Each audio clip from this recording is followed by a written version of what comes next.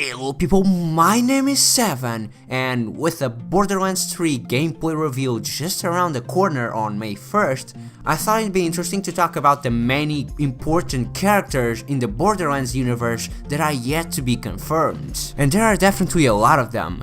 It seems that with every new game, we always see a bunch of old characters returning as well as a new set of new characters. And this might actually pose a problem to Gearbox, considering that throughout the entire Borderlands series, only two important characters have been killed: Roland in Borderlands 2 and Scooter in Tales from the Borderlands. Which means that coming up on Borderlands 3, we have a lot of characters to manage.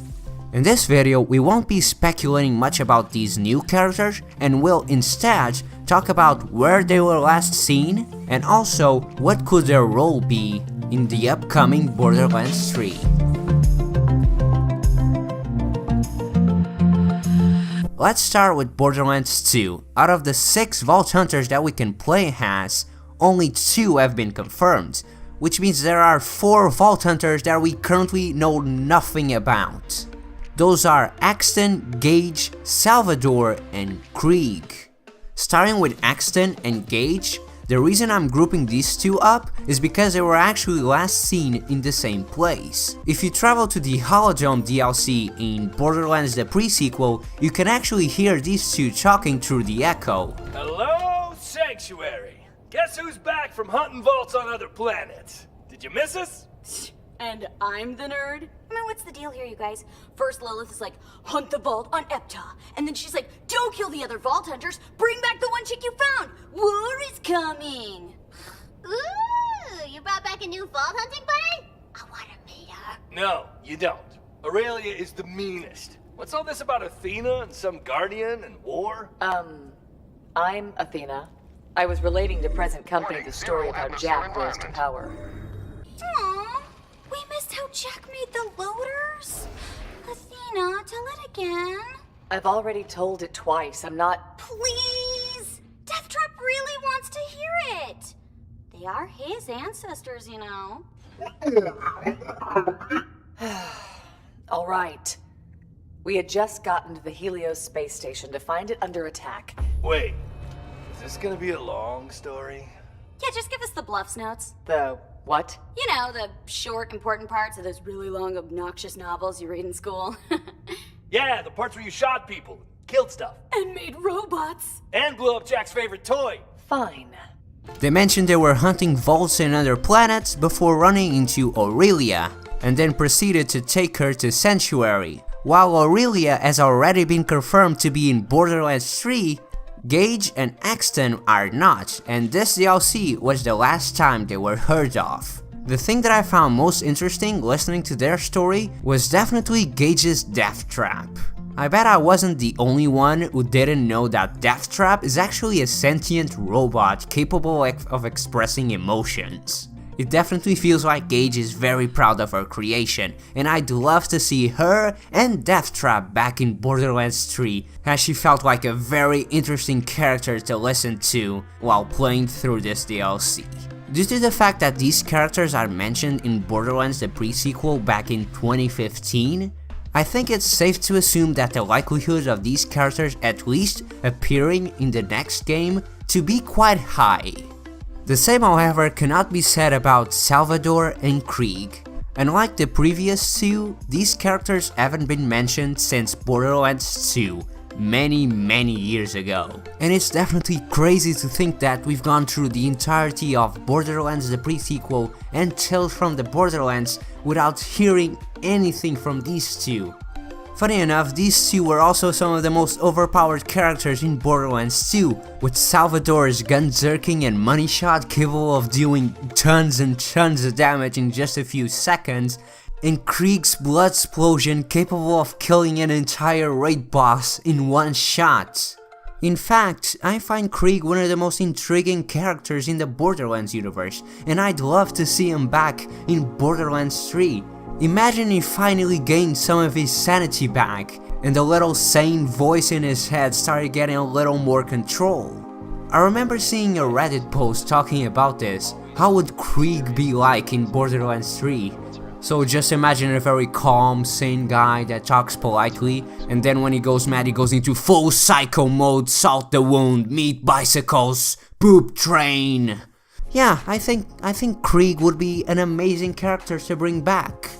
Another character that is yet to be confirmed that was introduced to us in Borderlands 2 is Mr. Torque.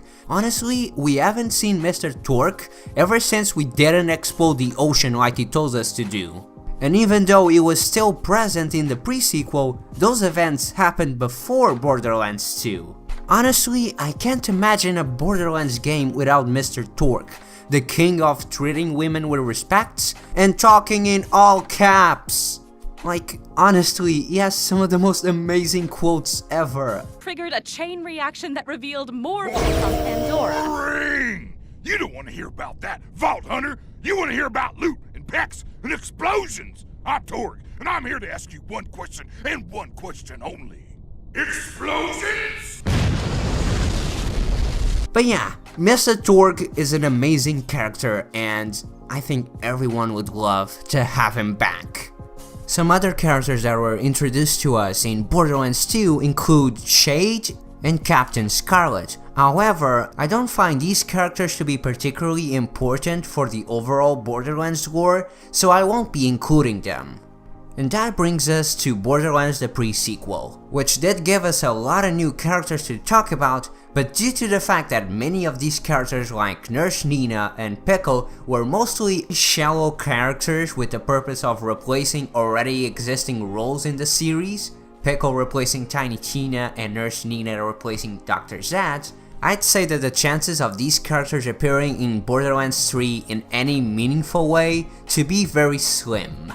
Instead, we'll talk about characters that were introduced in Borderlands the pre-sequel that might just appear in Borderlands 3. Characters like Athena, Janie Springs, and maybe even Timothy the Doppelganger. Regarding Athena, while she was introduced back in 2009 in the first Borderlands game in the Nox DLC, Borderlands the pre-sequel was the game that put the spotlight on her. In fact, the entire game consists of her telling the pre-sequel events over and over for multiple characters in the Borderlands universe. And while she wasn't in Borderlands 2, she is a reoccurring character in both the pre-sequel and also Tales from the Borderlands. The last time we saw her was in the Holodome DLC, just like Axon and Gage, and she was the one retelling her story for the third time. These events were all happening in Sanctuary next to the rest of the Vault Hunters, so I wouldn't be surprised if Athena comes back in Borderlands 3.